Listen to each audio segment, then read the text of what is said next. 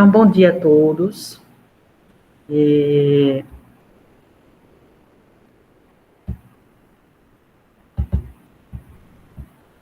Fixar aqui. Isso. Bom dia a todos. Estamos começando mais uma aula de enfermagem e UTI do curso técnico enfermagem da Escola Técnica de Saúde da UFPB. Aqui comigo a professora Rebeca Belo e eu, professora Márcia de Lorenzo. Hoje nós vamos falar sobre acessos venosos profundos, tá? Primeiro a gente vai fazer uma revisão da anatomia, né, dos vasos calibrosos do corpo. Depois a gente vai mostrar os acessos venosos mais utilizados, né, no paciente grave. O material será postado no CIGAR para vocês, juntamente com o exercício de fixação, valendo nota, ok? Então, vamos começar fazendo uma breve revisão da anatomia dos vasos calibrosos. Eu vou postar aqui para vocês. Me digam se vocês estão vendo. Tem que ligar a câmera. Melhor, né? Porque às vezes a gente fica pesado quando a gente fica botando esses folhas. Ok. Todos veem o PowerPoint? Sim. Tá. Então, o que vemos nessa imagem? A gente tem aqui a região do pescoço e a parte superior do tórax, né? O objetivo da imagem é ilustrar os vasos que passam pelo pescoço e que passam logo abaixo da clavícula. Então, a gente tem aqui, olha, veia jugular externa. E abaixo dela, mais profundamente, a gente tem a veia jugular interna. Deixa eu achar. Aqui está escrito errado, certo? Depois que eu analisei várias vezes essa imagem, foi que eu percebi, olha. Jugular externa de um lado, jugular externa do outro. Jugular interna. Não é isso, Rebeca? Aí ele foi e escreveu aqui, ó, jugular interna. Está errado, certo? Vocês podem até lembrar a questão, talvez já tenham ouvido falar, de punção de veia jugular externa, que no caso é o que muitas vezes a gente vai fazer, né? Podemos fazer em algumas situações, onde a gente é um vaso de pequeno calibre comparado à parte interna, porém a gente pode fazer essa punção com gel, né? E hoje o que a gente vai abordar é a parte da jugular interna, que aí a gente vai mostrar o dispositivo utilizado para fazer essa punção, só para vocês irem lembrando que a gente for falar. Tá, a gente mostra depois, viu, Rebeca? Olha, aqui a gente vai mostrar também as veias subclávias. A palavra subclávia quer dizer abaixo da clavícula. Então, esse osso aqui é a clavícula, e abaixo da clavícula é que nós temos as veias subclávias. Então, tem uma veia subclávia do lado direito, uma veia subclávia do lado esquerdo. Observe a proximidade da veia subclávia com o coração, que já é essa estrutura rosadinha aqui de baixo. A veia subclávia desemboca na veia cava superior, olha. Certo? Então, se eu inserir alguma coisa aqui na veia subclávia, rapidamente, num espaço físico muito curto, ela chega no coração, certo? Também a mesma coisa que a jugular. Então, um catéter que seja inserido aqui na jugular, brevemente chega até o lado direito do coração. Ok? Posso passar? Mais uma vez, ilustrando aqui os vasos, ó. Esse ali aqui acaba com nós. Tem que voltar. Pronto. A partir de agora, eu não abro mais a porta para ninguém, certo? Quem não entrou vai assistir a gravação.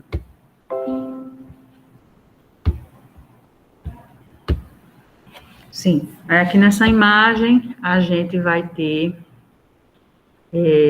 jugular externa, essa aqui, jugular externa, jugular interna, subclávia, certo? E aqui, ó, um ramo da subclávia que já vai formar a veia cava superior, já vai entrar dentro do lado direito do coração. Bom, mas o que essa imagem mostra para a gente é que uma veinha lá distante do braço, ó, uma veinha radial, por exemplo, ela corre e vai dar no mesmo lugar que uma subclávia, por exemplo. Em ambos os lados, ó. Corre e vai dar aqui também. Então, os catéteres, eles podem ser inseridos em veias centrais, essas veias grossas, mais próximas ao tronco, a gente chama de veias centrais, como as jugulares e a subclávia. E as veias mais distantes do coração são chamadas de periféricas, tá? Como essas aqui. Mas as periféricas, elas vão acabar desembocando onde desembocam as veias centrais, certo? Então, na verdade, qualquer vaso, qualquer veia, qualquer vaso pode ser funcionado para um acesso venoso. Mas há vasos mais confiáveis, por exemplo, né? Os vasos das extremidades superiores e os próximos ao pescoço e tórax. Mostrando aqui mais uma vez para vocês, ó, veia jugular externa, artéria carótida, que a gente consegue palpar, se você botar a mãozinha no seu pescoço, você consegue sentir o pulso dela. Há duas, né, uma em cada lado. Veia jugular externa, e aqui as subclávias, certo? Nessa imagem aqui, a gente tem o que a professora Rebeca falou. Essa imagem, ela mostra a veia jugular externa, bem saltada, ela está bem preenchida de sangue, como vocês estão vendo, e tem uma pessoa tentando puncioná-la com um gelco, tá? Esse procedimento de punção com gelco é um exemplo de uma punção de uma veia central, é um exemplo, tá? Só que a gente só recomenda que esse procedimento só seja feito por uma pessoa experiente, que já tenha bastante prática na profissão, que saiba exatamente o que é que está fazendo, porque existe um risco dela pegar, por exemplo, uma carótida. Ela vai tentar funcionar aqui essa jugular externa, e se ela não for uma pessoa muito habilitada, ela fura uma carótida, ela fura uma jugular interna, tá? Então, tem que ser realmente uma pessoa com bastante destreza. Quem costuma fazer isso são os profissionais de APH, atendimento pré-hospitalar, pessoal que atende nas grandes emergências, tá? Que já são bem calejados nesse tipo de coisa. Uma coisa interessante que eu queria que vocês percebessem é o seguinte, já que se trata de uma veia, e que todas as veias fluem em direção ao coração, certo?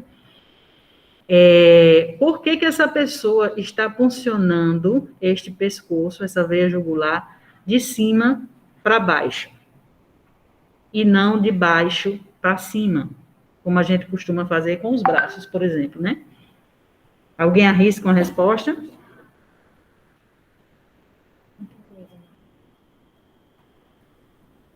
Eu não sei, não. Bom, quando a gente funciona um braço, geralmente a gente funciona apontando a agulha em direção ao coração, né, gente? E não em direção à mão. É assim que a gente faz? Mas nesse caso aqui, a gente está apontando a agulha em direção ao coração. Por quê?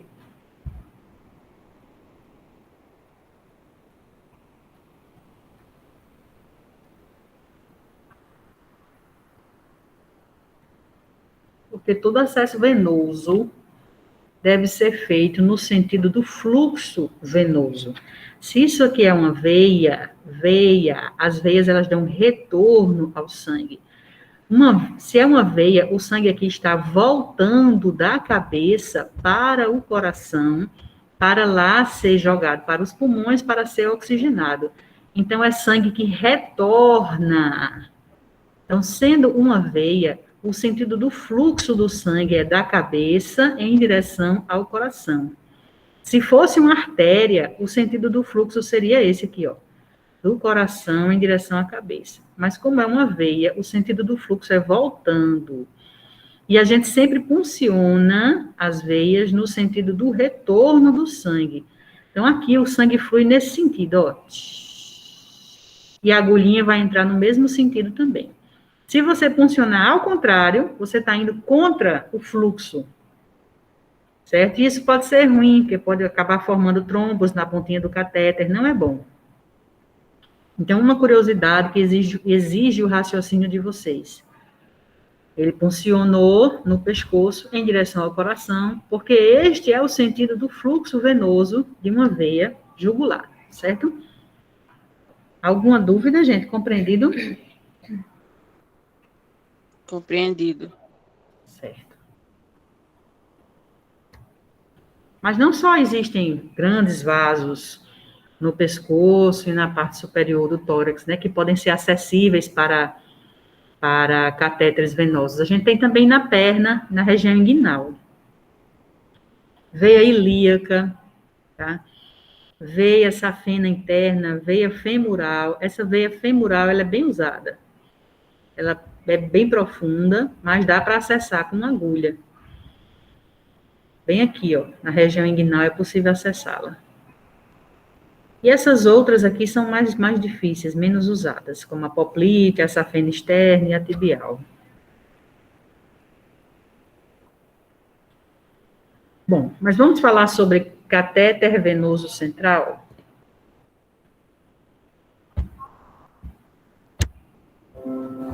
Esse material vai estar disponível para vocês no CIGAR, tá? A gente sabe que vocês conhecem e já tiveram aula, talvez tenham praticado, a inserção de catéteres venosos periféricos, que são os gelcos e os scalps.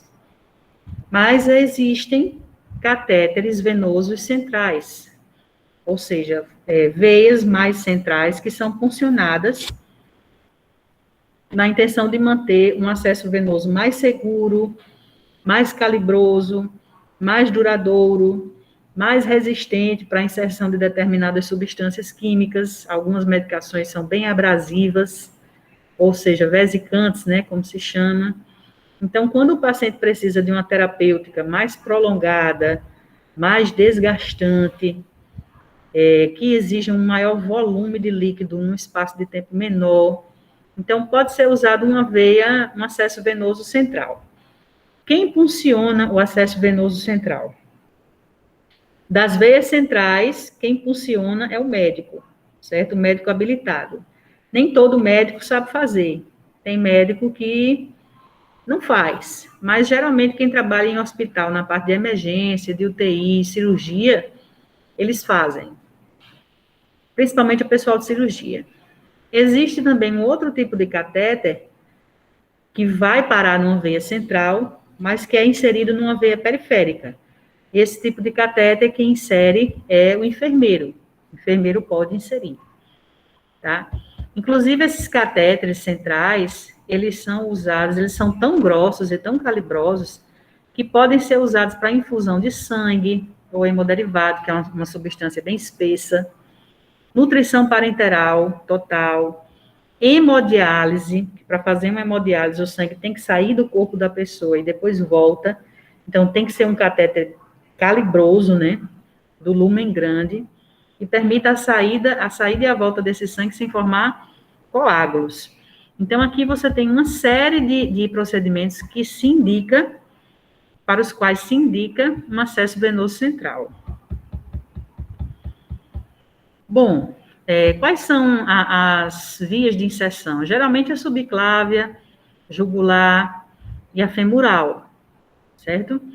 Esses catéteres podem ficar de 7 a 14 dias. Depois de um certo tempo é necessário trocar, porque eles podem formar uma inflamação no local. Eles também têm risco para infecção e colonização do catéter após uma certa quantidade de tempo. Depois de um certo tempo de uso, eles também ficam desgastados e começam a ser não tão permeáveis como eram no começo, certo? Esses catéteres, eles têm o que a gente chama de lúmen. O que é lúmen? Lúmen é o seguinte: se você pegar um catéter desse e cortar no meio, aqui, ó, o espaço que tem dentro dele é chamado de lúmen. Então, imagine que você corta um canudo, Aquela área vazia que tem dentro do canudo é chamada de lúmen. Esses catéteres, eles podem ser monolúmen, ou seja, uma área aberta só. Duplo lúmen, ou seja, por dentro há 2 canais de passagem que são independentes um do outro. Ou até triplo lúmen, por dentro há 3 canais de passagens que são independentes um do outro. Tá, professor, o que é que isso significa? Significa que a substância que eu vou injetar por aqui não vai se misturar com a substância que eu vou injetar por aqui. Da mesma forma aqui, ó, eu posso injetar 3 substâncias diferentes e essas 3 substâncias não vão se misturar dentro do catéter. Elas podem se misturar ao chegarem na corrente sanguínea, mas dentro do catéter isso não vai acontecer porque cada uma vai passar por um túnelzinho diferente. Cada uma vai passar por um canalzinho, certo? Rebeca, pode interromper a hora que você quiser, viu? Deixa eu ver onde foi que paramos. Em relação à questão do tempo, falou, e aí começou a falar do lúmen. Aí agora a gente vai falar da técnica. Além daqueles 3 lúmens, ainda pode ter catéter com 4 ou com 5 lúmens. Acho que os mais comuns são os de 2 e 3, realmente, na nossa prática aqui. Mas pode ter de 4 ou 5, tá? Isso porque há substâncias que não podem ser misturadas, pessoal. Por exemplo, uma nutrição parenteral não pode ser misturada com nenhuma outra coisa. Ela tem realmente que correr numa via exclusiva. A PVC, né? A PVC. Isso, a PVC que a gente estudou, onde a gente via a questão da mensuração, era a monitorização. Então, por exemplo, quando está utilizando esse tipo de acesso para fazer a monitorização da PVC, a gente não vai poder fazer a monitorização no mesmo lumen ou num lumen próximo, né? Quando a gente estiver fazendo infusão, porque aquele volume que está sendo infundido, ele vai alterar o valor da minha PVC. Então, isso também é uma indicação, né? Para a gente poder perceber nesse sentido a importância dele ter vários lumens para não ter interferência, não só em relação à interação medicamentosa, como também na monitorização que a gente vai estar fazendo naquele paciente. A inserção de um catéter desse tipo, a gente vai mostrar num vídeo aqui, certo? A gente vai mostrar o cirurgião inserindo. Ela pode ser feita na beira do leito, no próprio leito onde o paciente está, seja numa emergência ou no leito de UTI, mas pode também ser feita num centro cirúrgico. Caso o paciente, por exemplo, esteja indo fazer um procedimento maior, ali o anestesista já pega o acesso central e já deixa instalado, certo? Tem toda uma técnica, tá? A gente vai conhecer a técnica porque somos nós da enfermagem quem preparamos o material para esta técnica. Então, a gente vai mostrar o vídeo e vocês vão ver que tem uma série de materiais para serem mostrados. Vamos mostrar o catéter, né? Já que a gente tem um catéter aqui. Isso. Eu vou parar o compartilhamento. Pode. Rebeca vai mostrar aqui para vocês um dos catéteres de acesso ao. Acho que tem até uma agulha ali. Tu queria uma agulha, né? Não, era só o do porta-fato, que a agulha não mais pesada. Ah, tem. Mas eu me compra isso. Esse catéter que a gente tem aqui é o catéter de monolume, tá? Que é aquele que a professora Márcia mostrou. Aqui assim, dá pra ver? Tá dando pra ver? Já tá fundo. Se tirar o efeito... Se tirar o plano de fundo, fica melhor. Eu acho que é isso, foi isso que eu pensei.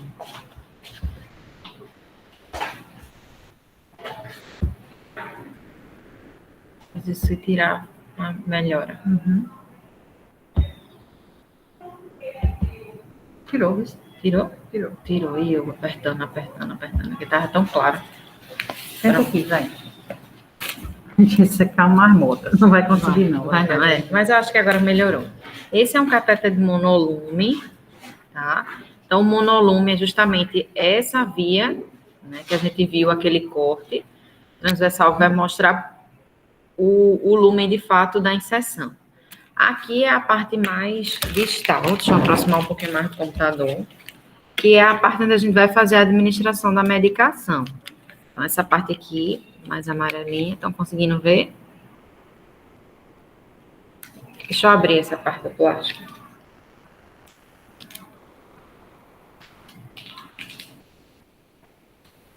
A imagem para mim tá ruim, não sei se é minha internet.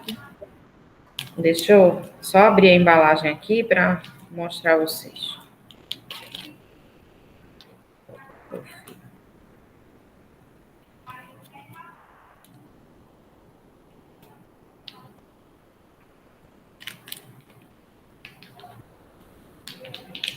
Tem alguma tesoura aqui? Tem. É plástica. Pronto.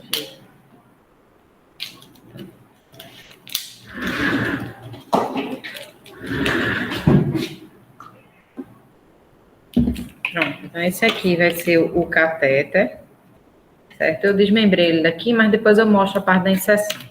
E é tudo estéreo, né? Né? Ela tá pegando. Isso, eu tô pegando porque esse cateter a gente não vai fazer a instalação em nenhum paciente, e aí por isso que a gente tá manipulando, eu não tô utilizando luva, certo? Mas é um procedimento estéreo, porque ele vai estar dentro do vaso, né? Como a professora Márcia falou, é um vaso central, então qualquer contaminação aqui, a infecção, ela de fato já vai estar dentro do coração, né? Dentro dos grandes vasos, então ela toma uma proporção maior do que inicialmente, se, por exemplo, tivesse uma contaminação ali num vaso periférico. Então, por isso que ele exige essa técnica realmente muito rigorosa.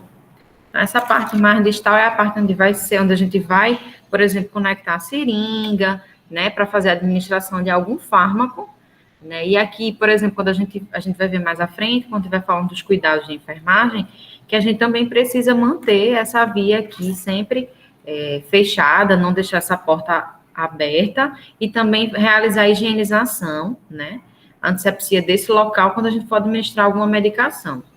E aqui, a gente vai ver que vai ter a agulha, certo? Então, essa parte aqui fica na parte... Deixa eu botar ele de novo para mostrar a vocês o circuito todo montado. Normalmente, a gente não vê muita instalação de monolume, porque espera-se que vai ser um acesso que vai ter várias utilidades nesse paciente, então, opta-se pela instalação do duplo lume, porque aí a gente, se precisar fazer uma monitorização, se tiver alguma interação entre medicação, isso já vai ser evitado, por isso que vai ser instalado o duplo lume. Porém, existe a realidade que alguns serviços ainda não têm, né, pela questão do custo associado, então pode ser que vocês vejam realmente, de fato, esse monolume. Isso, normalmente, ele vai estar, dependendo da UTI, normalmente eles têm uns kits montados, né, que a enfermagem ela já deixa preparado esses kits numa necessidade. Então, vai instalar um acesso venoso central, então a gente faz toda a preparação do material, né, e aí um dos itens é essa questão do próprio acesso. Então, aqui, eu não sei se vocês estão conseguindo ver uma agulha, né, que vai fazer realmente, de fato, a punção. Olha como é calibroso. Então, tudo isso, o médico, na hora da inserção, ele vai fazer esse acesso, vai funcionar esse acesso. Não sei se vocês conseguiram, eu acho que eu não tinha mostrado, mas aqui dentro ele tem um fio que a gente chama de fio guia. Ele ficou um pouquinho torto, porque na hora que eu fui abrir a embalagem, eu acabei tirando ele. É um fiozinho de aço. Né? Então, um fiozinho de aço, que esse fio de aço é que vai dar uma maior sustentação na hora que o médico estiver passando, introduzindo esse catéter, tá? Por quê? Porque essa agulha, ela só vai fazer a perfuração da pele e adentrar no vaso. O percurso que vai ser seguido dentro do vaso vai ser seguido, de fato, apenas pelo catéter. E esse fio guia, ele vai deixar realmente ele mais firme, para que realmente essa inserção seja feita de forma sem muitas dificuldades, né? E aí, depois que o médico fizer essa inserção, ele vai retirar esse fio guia. Então, esse fio guia, ele não permanece após a punção ser, de fato, concluída, né? Ele realmente tem certeza que está no local onde ele quer inserir. Aqui, esqueci o termozinho, mas é É o porta-agulha. Isso, é o porta-agulha. É um dispositivo que ele vai fazer a fixação, tá? Então, porque na hora da técnica, gente, não dá para tirar essa agulha, sabe? Essa agulha aqui, na hora da técnica lá, essa agulha não tem como sair. Aí, como ela não tem como sair, ela acaba ficando protegida por isso aqui, ó. Aí faz-se a proteção dela.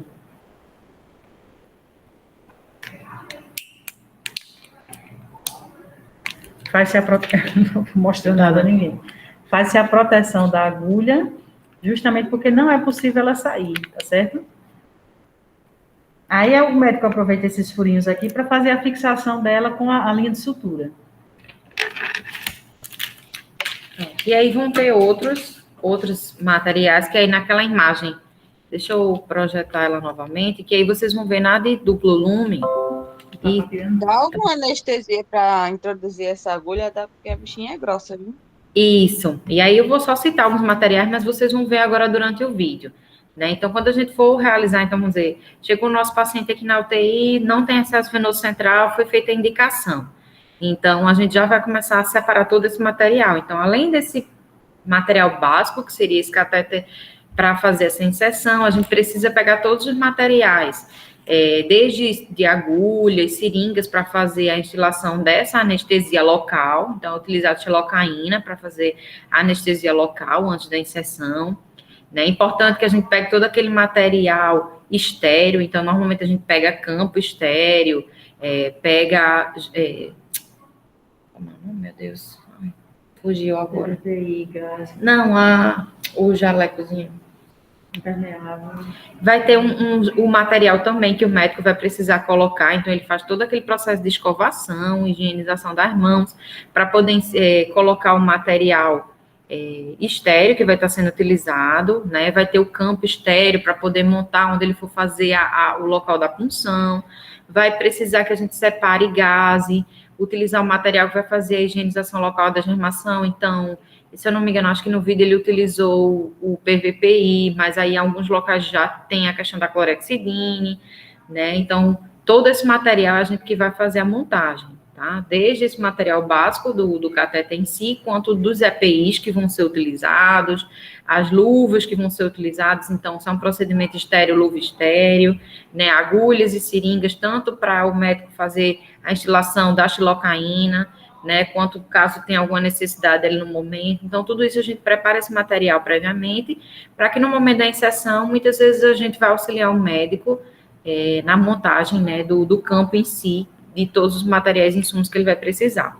Então, basicamente, a gente já deixa esse material já pronto para uso, tá? E só para mostrar aqui a vocês, antes da gente liberar o vídeo, tá projetando a tela para vocês aí, o material que a gente estava mostrando no Word.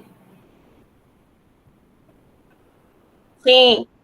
Pronto, então, aqui, nesse sentido, vocês estão conseguindo ver que existe outra coisa que eu esqueci de citar, que é um material, é o fio, né? Então, vai ser feita a fixação. Diferentemente do acesso periférico, que a gente faz essa fixação com micropore ou então com esparadrapo, no acesso venoso central, essa fixação ela vai ser feita uma sutura, né? Então, é um procedimento que o médico, após finalizar dessa parte do procedimento da inserção em si do acesso, ele fixa isso na pele do paciente.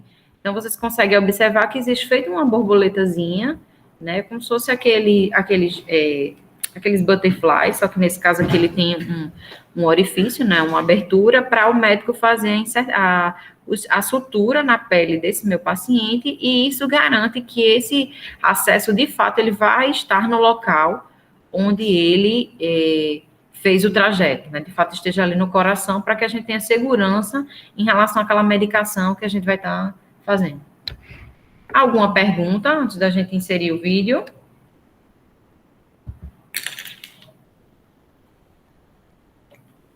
Pessoal, tem alguma coisa. Tranquilo, professor. Sim, outra coisa que eu esqueci de falar em relação a essa questão do prazo de troca, tá? Então, assim, a literatura aqui coloca em torno de 5, de 7 a 14 dias. Isso vocês vão ver na prática que, dependendo do paciente que esteja, pode ser que isso dure mais tempo. Curativo, né? Isso aqui foi a parte do curativo? Isso aqui é a parte do curativo. Mas teve uma parte que falou, acho que foi da inserção do tempo, aqui. 7 a 14 De 7 a 14 dias. Pode ser que tenha algum paciente que dure um pouquinho mais do que esse período que a literatura coloca. Importante que a gente esteja atento é a questão dos sinais flogísticos.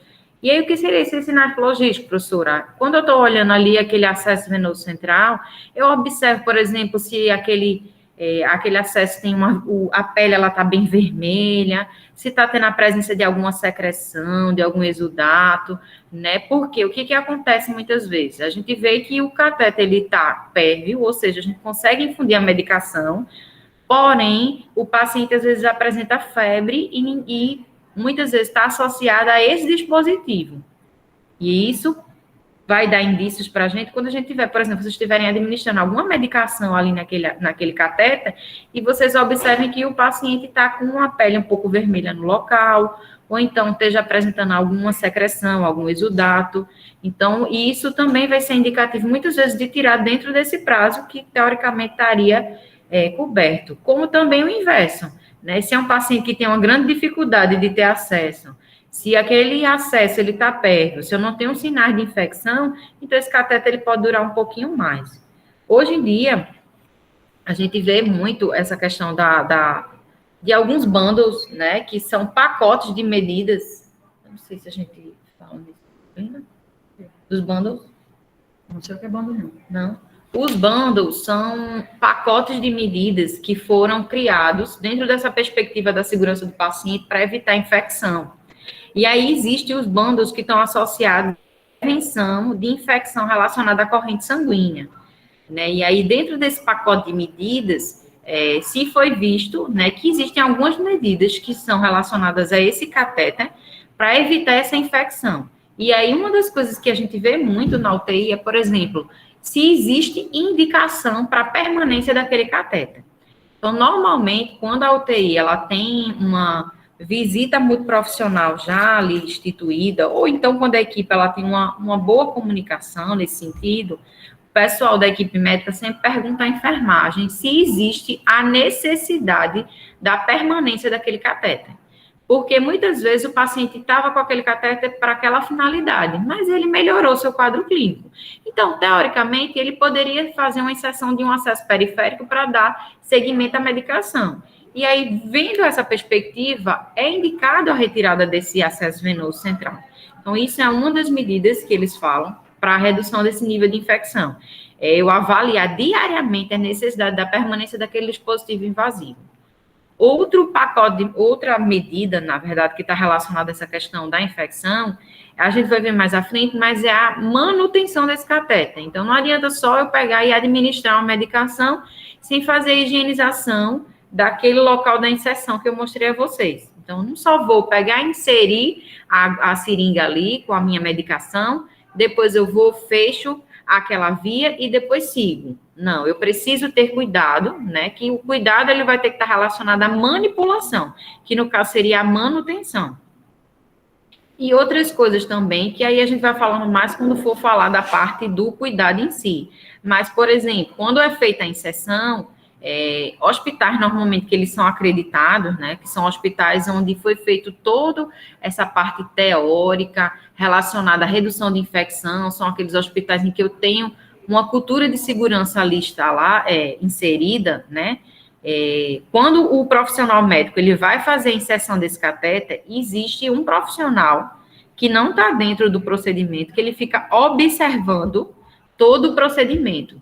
E aí, normalmente, eles existem um formulário, que aí diz qual foi o local da punção, se o médico ele utilizou todo aquele material que realmente era recomendado, né? E isso, por exemplo, se por acaso tiver alguma quebra da técnica e poder sugerir que a infecção que aquele paciente futuramente venha a ter está relacionada ao acesso venoso central, eu tenho um respaldo, porque realmente o profissional quebrou a técnica.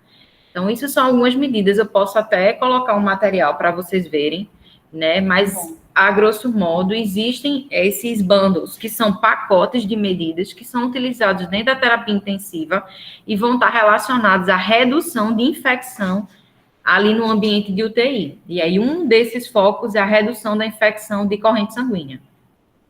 É bom colocar. É bom. Esqueci desse detalhe. Tá compartilhando aqui? Tá compartilhando. Deixa eu ver o que mais. É o vídeo da função.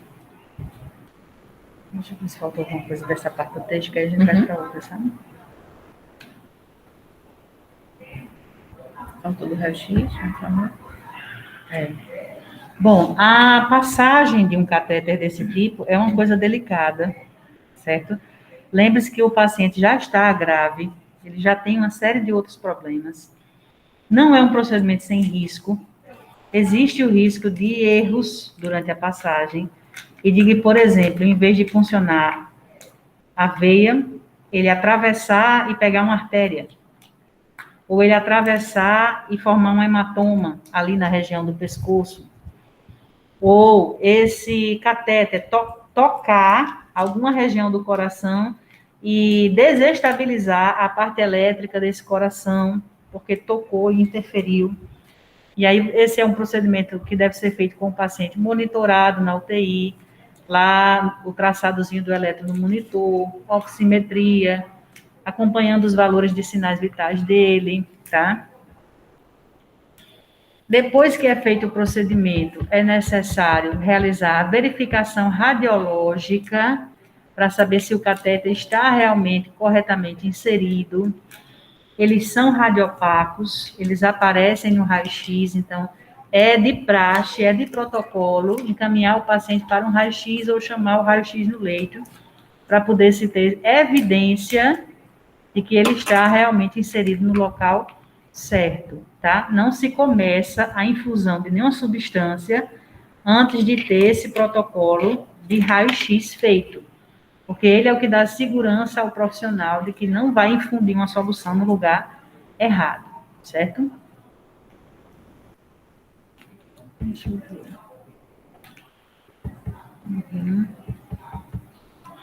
Bom, no local onde esse curativo, onde esse catéter é inserido, é feito também um curativo, tá? Esse curativo pode ser aquele curativo artesanal de gaze. No primeiro curativo, geralmente tem um pouquinho de sangue, porque é no momento em que é feita a punção, então a pele ali ao redor sangra. É normal o primeiro curativo ter um pouquinho de sangue. Esse curativo tanto pode ser artesanal, com gases para drapo, como pode ser um curativo pré-fabricado, que tem um filme transparente. Não sei se vocês já viram. Esse do filme transparente é muito melhor, porque a gente consegue cobrir a área, proteger e, ao mesmo tempo, ficar visualizando esse local de inserção. O local de inserção é exatamente o ponto onde o catéter penetra a pele, certo? É importante ficar monitorando este ponto, porque ele pode, de repente, aparecer inchadinho, vermelho, com um puizinho ao redor branco, assim, tá? Dolorido. E aí, esses são sinais flogísticos, ou seja, são sinais de inflamação e não são bons sinais. Tá? Quando isso acontece, tem que comunicar logo à enfermeira para ela chamar o cirurgião para ver o que é que vai ser feito. Esses curativos com filme, eles são trocados a cada 5 ou 7 dias, na ausência de sangue. Retira-se o curativo, pode-se retirar com álcool, passa-se soro para remover a parte, alguma gordura, algum resto biológico que tem ali, e em seguida aplica-se clorexidina alcoólica na região, como quem faz um curativo cirúrgico mesmo, não contaminado, tá? Caso esse filme se solte antes desse prazo, troca-se também. Pode ser que ele solte com o suor, com o banho, com o manuseio, com o próprio peso do catéter, das coisas que estão ligadas ali, às vezes pesa e puxa, tá? As comissões de controle de infecção hospitalar dos hospitais costumam acompanhar bem de perto a troca desses curativos e como está a área de inserção também. Então, dependendo do hospital onde você vai trabalhar, a comissão pode até dar um prazo diferente do que esses 5 a 7 dias de troca, tá certo? E eles costumam acompanhar. Também, não sei se ainda fazem, Rebeca, mas quando se retirava esses catéteres, eles costumavam coletar a ponta e mandar para a cultura, para ver se crescia alguma bactéria ali na ponta, já tentando pesquisar, né, alguma contaminação bacteriana no catéter. Normalmente, eles estão...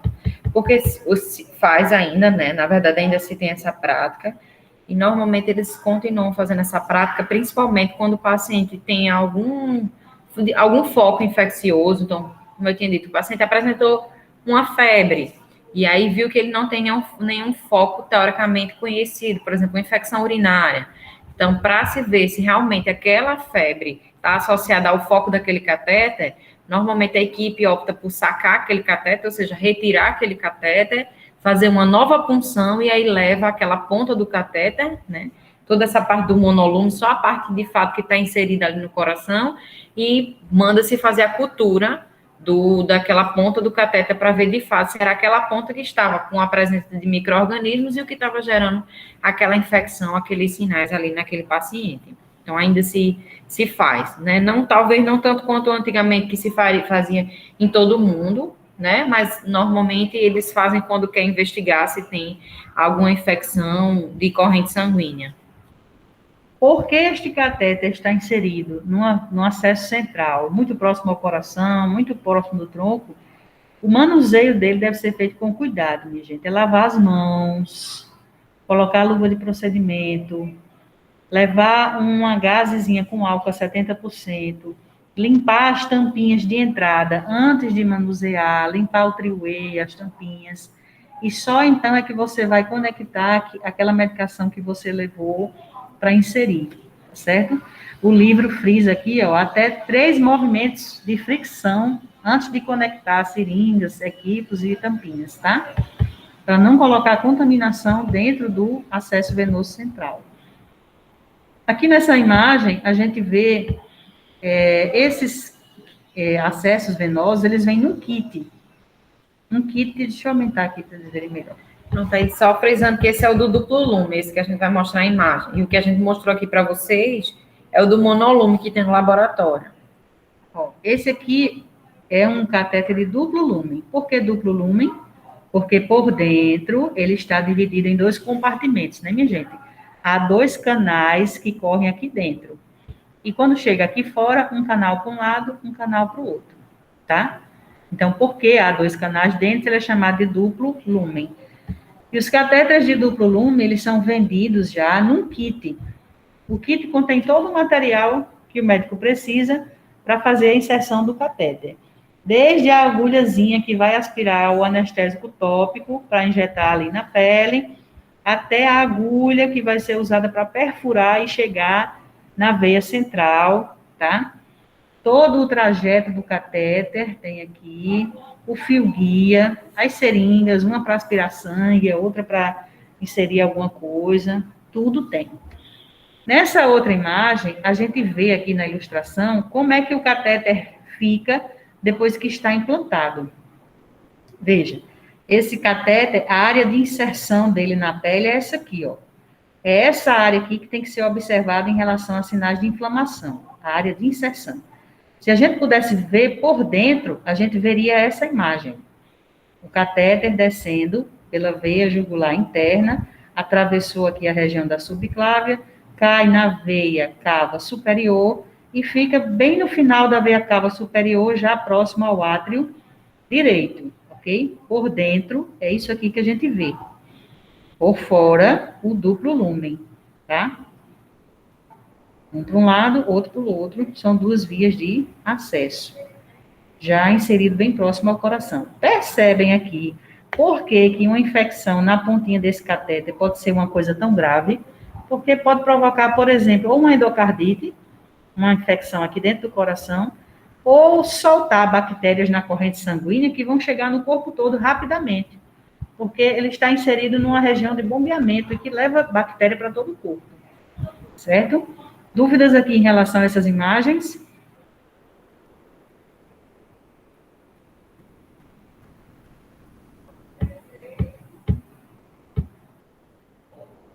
Gente, respondam. Deu para mim entender. Deu para entender, né? Vamos botar o vídeo, né?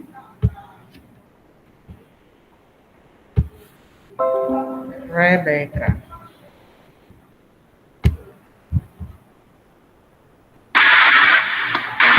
Pode passar um pouquinho, porque eu não falo das indicações, vai continuar na parte do material. Acho que é aqui, 5 minutos, 5 minutos. 5 minutos? É, mais ou menos aí. Bota aí para ver se já vai do material. Não, mantém um pouquinho. Pronto, aí ele vai começar a mostrar, mas tem uma imagem que fala do material em si. Quer botar no começo? Pronto, aqui ele já começa a falar. Aqui. Porque aí ele vai falar as indicações, tudinho. Aí pode voltar só um pouquinho. 3 minutos. Pronto, ok. Que aí... Pronto, vamos lá, vamos ver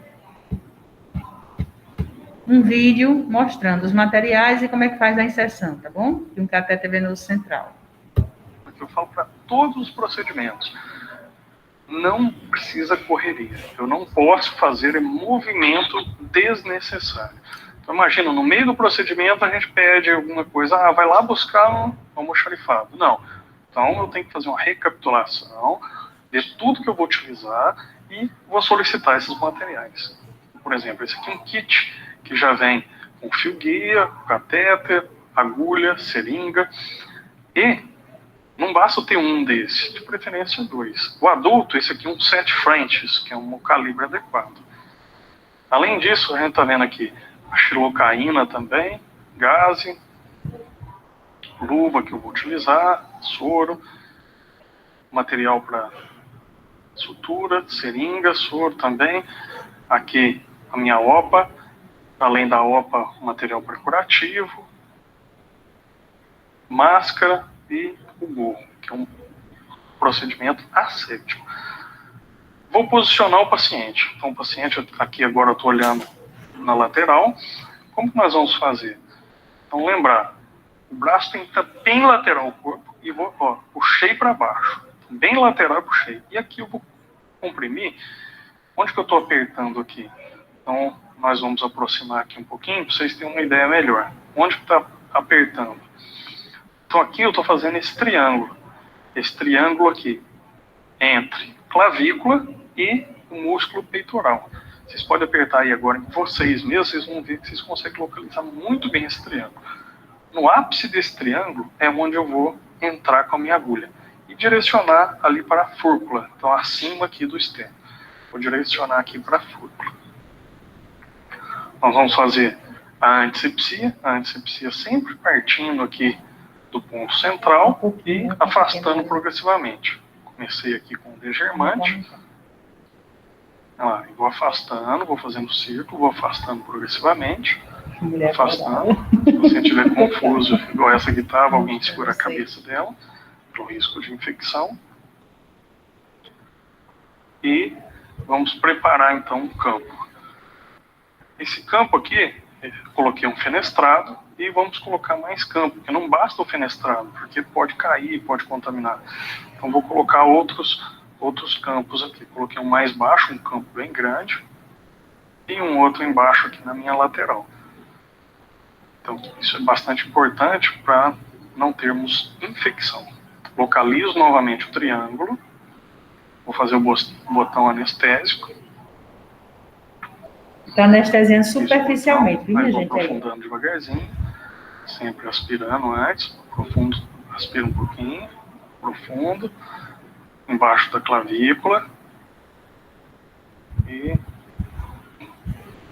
puxa um pouquinho, embaixo da clavícula, e volta injetando. Clavícula tem que estar, porque às vezes eu vou encostar um pouquinho nela, e o periósteo acaba doendo um pouquinho mais, está bem anestesiado. Mais ou menos 4 ml da xilocaína sem vasoconstrictor já estão suficientes. E aí eu vou ver o material aqui novamente. Os campos. O lateral está bem protegido. O paciente está com a cabeça segura nesse momento, ela está bem confusa. Se estiver muito agitado, precisa ter alguém que segurar. Vocês estão vendo o fio guia que está dentro desse sistema. A técnica de Seldinger. Seldinger é sempre que eu punciono e passo um fio guia através da minha agulha. Vou puncionar o ápice do triângulo. Passei embaixo da clavícula? Passei agora direcionando a fúrcula. Então estou direcionado. Para vocês verem, eu estou bem paralelo. Pegou já? Bem paralelo. Estou encostando nos campos aqui minha seringa, para evitar ela ficar vertical e fazer um pneumotórax. Não posso apertar muito a seringa na agulha para depois não dificultar essa saída. Tem que segurar muito bem para ela não mudar de posição essa seringa. Aqui eu estava com dificuldade de passar esse fio guia. Olha lá. Ia um pouquinho, não ia mais. Ele não estava indo. Dava a impressão que estava, mas não estava indo.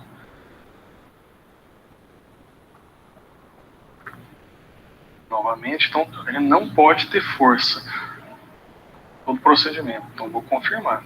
Ajusto um pouquinho a posição e puxei, ó, tá vindo bem, novamente. Viro o bisel da agulha um pouquinho para baixo e progrido. Agora tá indo bem, agora passou com facilidade. Não é para ter força, eu preciso ter jeito. Tá passando o fio guia, viu, fora, pessoal? Passou o fio. E assim puxo minha agulha. Puxou a agulha. Sangrar, aperto o dedo e aqui está o fio guia. Sempre eu tenho que estar vendo ele aqui de fora. O ele total ou uma parte dele. O catéter não dá para passar ainda por esse pequeno orifício, então eu vou com esse mais duro aqui, que é chamado de dilatador. Sempre segurando a outra extremidade aqui, ó. Segurei e vou rodando. Então eu vou rodando um pouquinho. Tanto para puxar quanto para virar, eu vou rodando um pouquinho. Horário e um anti-horário. Foi bem? Foi. Dilatou o caminho? Sim. Então aperto lá, né? Sempre estou visualizando aqui o fio guia. E aí agora eu vou colocar o catéter nele. Vendo o fio guia. Então olha lá, ele não saiu ainda na outra extremidade. Então eu vou puxando ele até ele sair lá na outra extremidade. Ó, não saiu ainda. Vou puxando um pouquinho mais. E olha lá, ele apareceu lá na outra extremidade. Seguro o fio guia e vou progredindo no meu catéter. Eu tinha medido mais ou menos 4 dedos para fora, então os 4 dedos ficaram aqui. E testo. Olha lá, ó, o sangue veio fácil.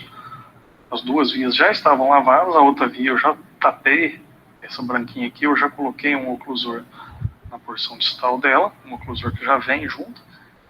E aqui nós vamos lavar daqui a pouquinho com o soro. Estão vendo que eu não faço aquele teste que muitas, às vezes, fazem com o soro para conectar o equipo nessa fase. Se está vindo fácil com a seringa, é porque ele está bem posicionado. E lembrando de observar a cor, vocês viram como está a coloração desse sangue, está bem mais escuro, sugerindo venoso. Se vem um vermelho brilhante, tem que pensar se não é arterial minha punção. Que é um risco importante aqui, a gente, tanto a artéria subclave, quanto o risco de pneumotórax, que são os principais riscos. Vou lavar aquela via. Lavei novamente para tirar o sangue que está ali parado. E deixo um pouquinho só de soro. Mantém essa seringa aqui, que vai facilitar, vocês vão ver que vai facilitar os meus pontos. Então ainda não conecto a equipo nenhum. Fecho ali, já está bem lavado. A outra via já está lavada e com o oclusor distal. E vou pegar agora um mononylon do tipo 2 zeros.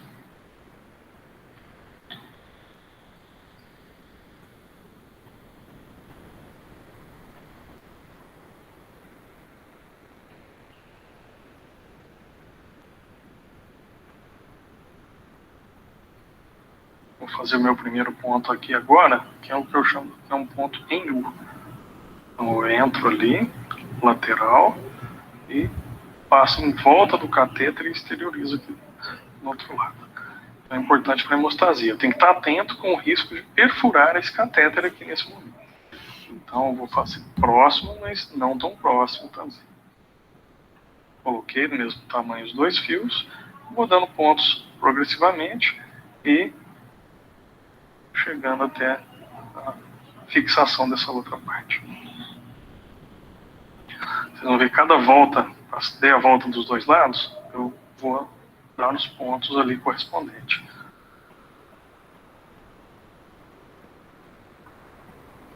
Coisa que eu não fiz aqui nesse começo de procedimento, mas eu vou fazer daqui a pouco, é cortar a agulha. Agora, se os 2 fios estão do mesmo tamanho, a presença da agulha só me facilita o acidente. Olha lá, retiro a agulha. Vai facilitar o ponto ali agora.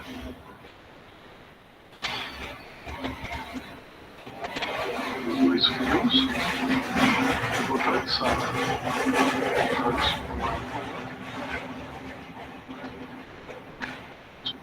Tranço para um lado, tranço para o outro.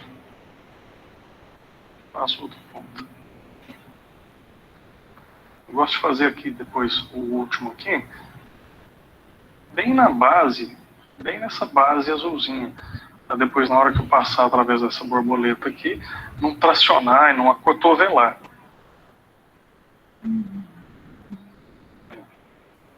Para não acotovelar. Aí eu faço bem na base. E vou passar através da borboleta meu último ponto aqui.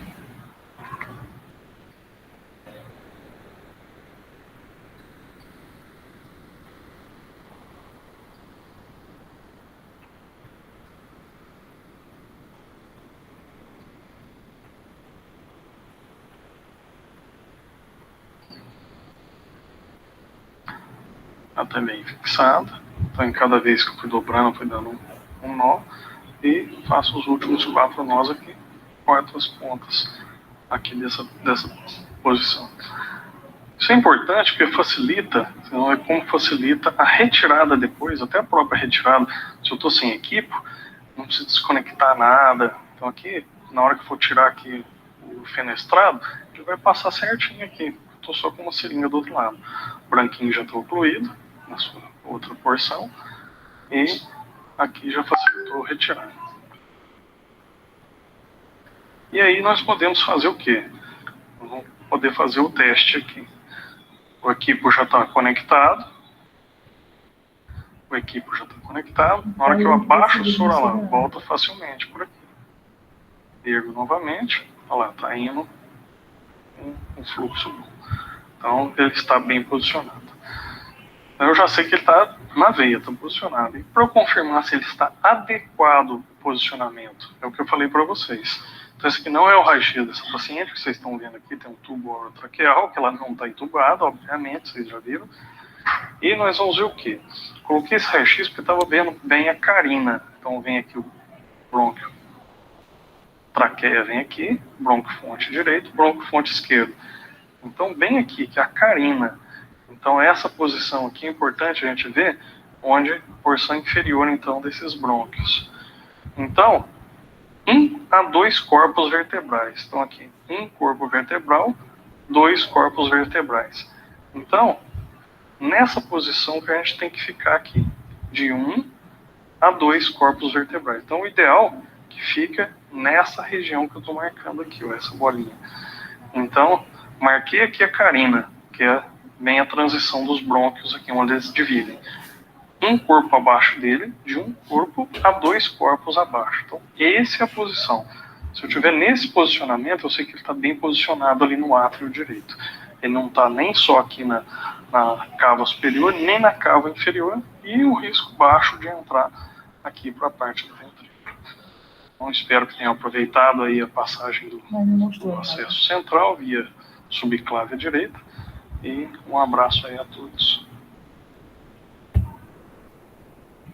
Deu para entender, pessoal? Queria meu WhatsApp. Melhor fechar. Agora não vai usar mais, né? Tem outro? Vai não. Tem o da PIC. Ah, tá. Traz o meu bebezinho. Tem do bebezinho muito sofrido. A gente muito manda. pequeno, né? Ah, não dá para ver muito não. Sim, gente, aí, o que é que acharam?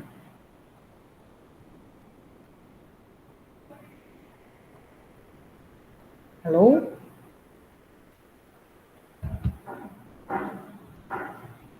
Pessoal, vocês estão aí?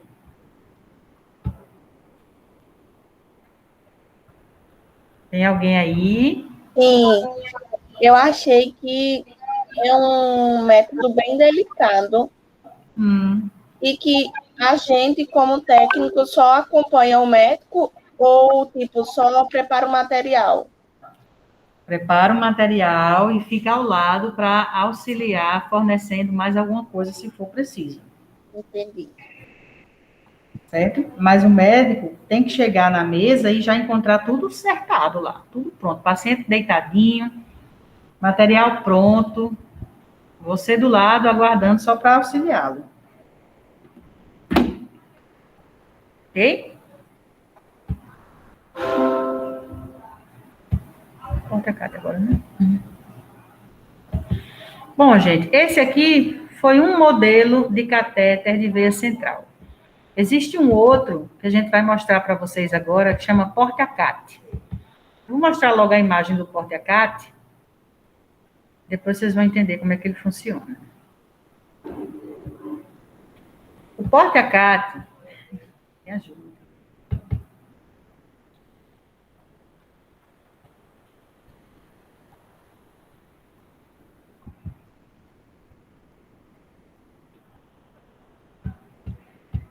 O Porte-a-Cat é um tipo de catéter de veia central também. Só que ele não fica visível, ele não fica para fora da pele, como o que a gente viu até agora. Ele fica embaixo da pele, e por isso ele é chamado de catéter totalmente implantável.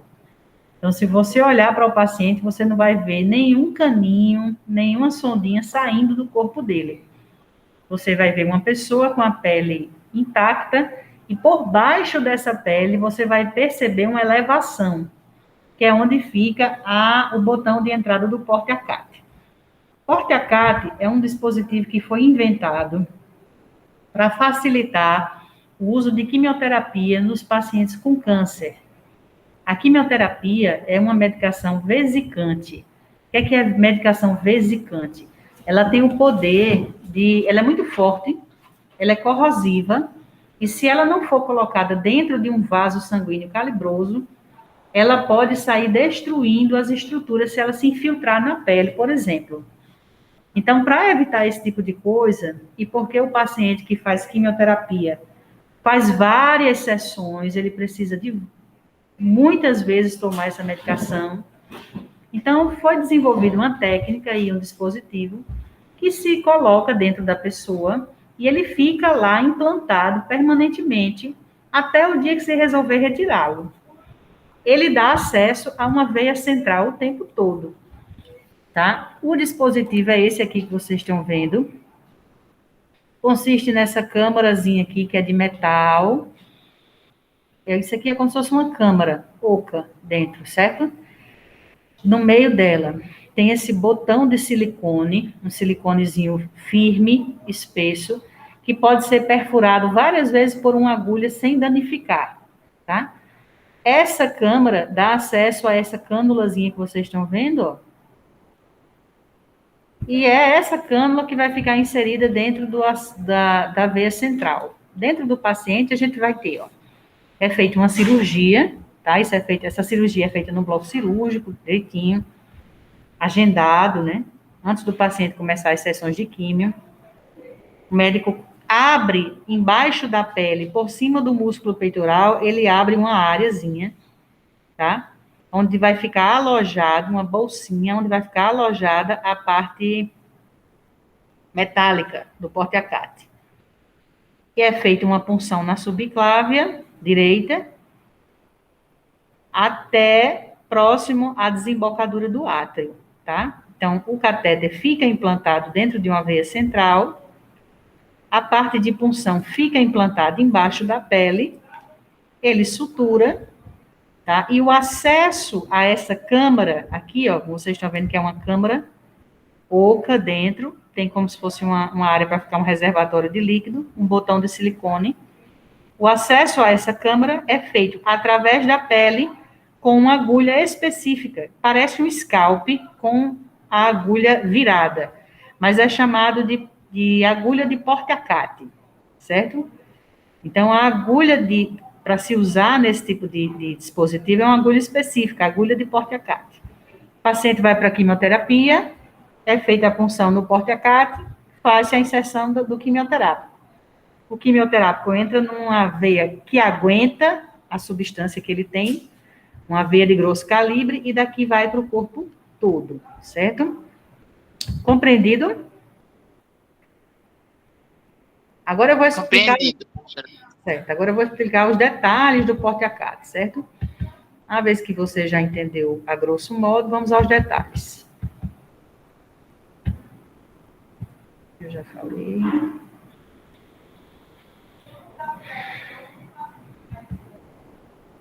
O Porte-a-Cat também pode ser usado para infusão de sangue, transfusões, coleta de sangue, antibióticos, analgésicos, nutrição parenteral e principalmente para infusão de quimioterapia. Então, onde é que você vai ver mais esses catéteres? Nas clínicas de oncologia que a gente tem espalhadas aí pela cidade. Nos hospitais de câncer, como o Napoleão Laureano, por exemplo. Professora, todo técnico de enfermagem, todo enfermeiro pode funcionar um porta-acate? Não, gente, não deve. Porque para funcionar um acesso desse tipo, é preciso um treinamento, certo? É preciso um material específico, agulha específica. Então, a gente não recomenda, por exemplo, que se um paciente chegar para você com um porta-acate, você use aquele porta-acate para qualquer coisa, se você não tiver o treinamento, tá? Então, se você não tem um treinamento, não use. Mas caso vocês um dia cheguem a trabalhar num centro de oncologia, aí vão receber esse treinamento e vão poder usar. Deixa eu ver. A colocação do porta-acate é rápida, é um procedimento que pode ser feito no mesmo dia, é uma coisa agendada, o médico prescreve, agenda, o paciente vai no bloco cirúrgico no dia agendado, em jejum. O procedimento é rápido, leva de 30 minutos a 1 hora.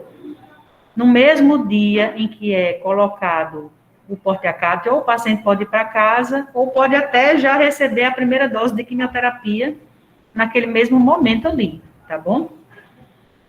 Na hora da implantação, é feita uma suturazinha, né? Aquela sutura vai ter um prazo para fechar, para retirar os pontos, vai cicatrizar, tá? E a gente consegue, às vezes, a gente consegue visualizar o porta-acate por baixo da pele. Videozinho. Tá? Depois que a feridinha cirúrgica fechar, não tem mais necessidade de fazer curativo. É claro que se trata de uma técnica feita com asepsia, a punção desse porta-acate, né? Tem que lavar as mãos, tem que higienizar a bandeja, tem que levar o material junto, o material é específico, tá? Tem que fazer a higienização da pele antes de puncionar o porta-acate. Pode ser que apareçam sinais de inflamação na área de inserção do porta-acate, tem que ficar atento, tá? Mas isso é mais no começo, depois que está cicatrizado, não aparece mais não, muito difícil. A pessoa que tem um porta-acate tem que evitar bater no porta-acate. Então, olha, futebol, tênis, boxe, parece uma bobagem falar isso, mas tem que orientar a pessoa, olha, evite levar pancada na área do porta-acate, que é perigoso. Ele apresenta algumas vantagens em relação aos outros tipos de catéteres, como diminuição do risco de infecções, minimização do risco de trombose, fácil punção, permite tratamento ambulatorial, não interfere nas atividades diárias do paciente, tem um melhor aspecto estético, preserva a rede venosa periférica, porque não fica desgastando, funcionando o tempo todo. Apesar de seguro, em raros casos podem acontecer algumas complicações, como vermelhidão, sangramento, presença de secreção no local da inserção. Caso isto ocorra, é recomendado entrar em contato com o médico ou enfermeiro oncologista para tentar resolver a situação. Deixa eu ver o que mais. Mais uma vez o porta-acate, ó, mostrando como é que ele fica inserido embaixo da pele.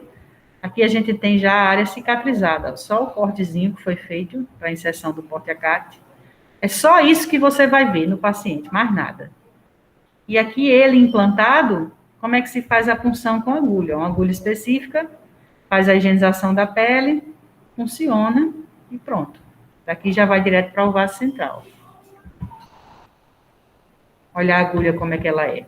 É como se fosse um scalp, mas a ponta é invertida. E a gente não pode inverter a ponta de um scalp não e usar? Não, não pode, porque isso não é seguro, tá? Envergar as agulhas diminui a capacidade delas de segurança. Você pode acabar quebrando a agulha e ela se soltar dentro da pessoa. Então, tem que usar realmente a agulha correta. Vai passar o vídeo, né, Patrícia? É só no vídeo da punção. Vamos ver um vídeo com punção de porta-acate. Esse aqui, né? Isso.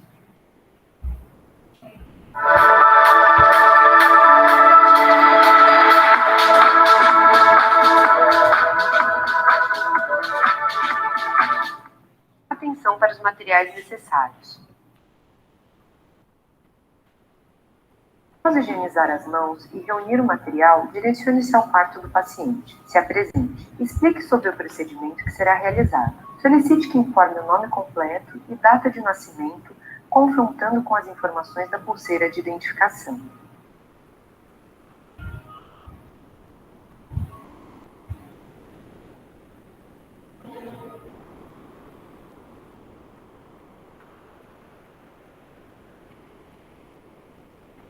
Coloque a máscara, os óculos de proteção,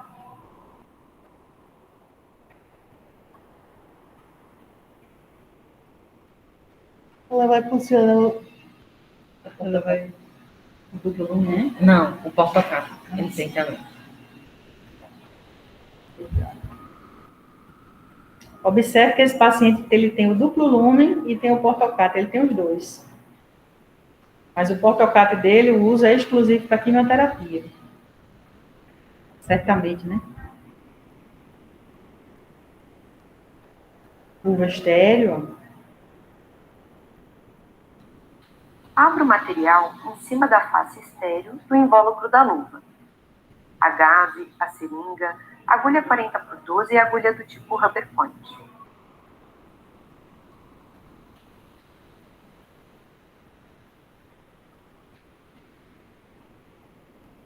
Calce as luvas estéreis. Realize a antisepsia da área a ser puncionada com a gaze com clorexidina, com movimentos circulares a partir do centro do reservatório, ampliando o movimento para cerca de 10 centímetros de diâmetro. Repita o procedimento por pelo menos 3 vezes.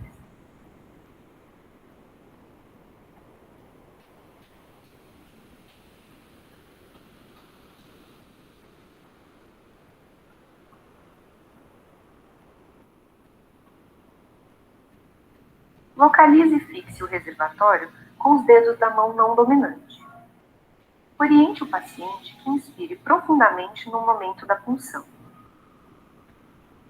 Com a mão dominante, funcione o centro do reservatório, até sentir tocar a agulha na parede posterior.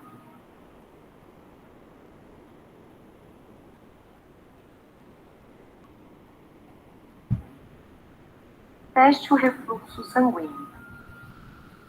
Injete soro fisiológico e observe se o mesmo funde e flui livremente. Lave o dispositivo injetando o resto do soro fisiológico e feche a pinça garantindo a pressão positiva.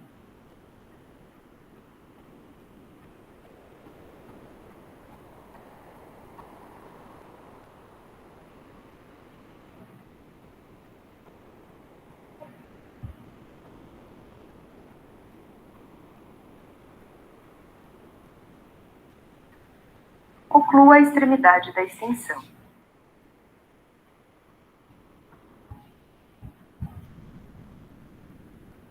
Realize o curativo com a membrana semipermeável.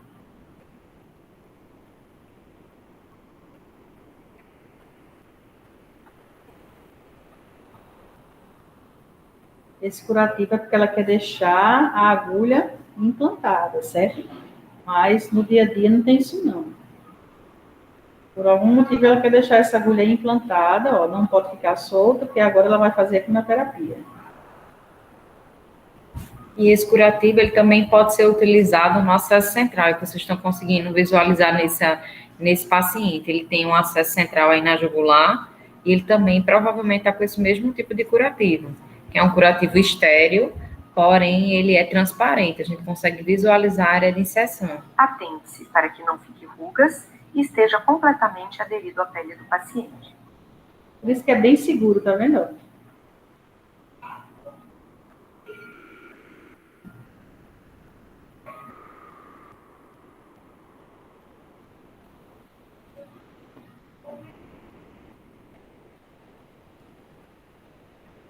Realize a fixação da extensão da agulha e identifique o curativo com data, horário e nome do profissional que realizou o procedimento. As demais informações devem constar em prontuário do paciente.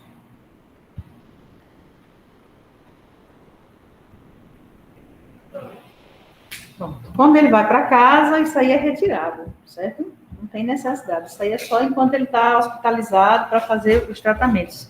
receber os tratamentos que ele precisa. Dúvidas?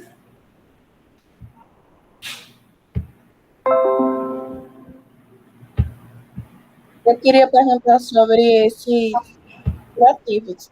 A gente já encontra aqui nos hospitais ou ainda não? Encontra. Encontra sim. Tá bom. Deixa eu falar isso. Eu vou assistir, claro.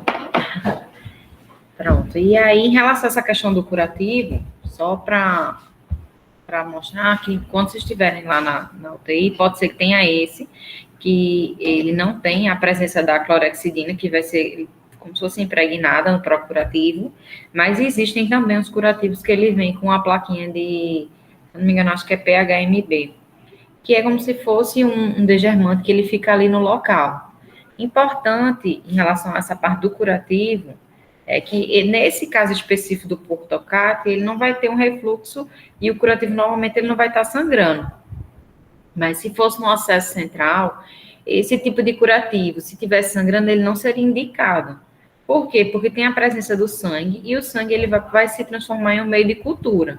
Então, se o acesso venoso central desse paciente tiver presença de alguma sujidade, presença de sangue, não é indicado utilizar esse tipo de curativo, que ele tem uma maior durabilidade, porque o custo dele é mais alto e eu vou ter que fazer a troca diariamente. Então, pode ser feito, e nesse caso, na verdade, vai ser indicado o curativo convencional, que é aquele com gase, né, refeita a limpeza com um soro fisiológico e, dependendo da instituição, utilizam clorexidina alcoólica e depois coloca a gase, com micropore ou esparadrapo, né, que aí é o convencional. Mais alguma dúvida, alguma pergunta em relação a esse curativo, esses dois acessos?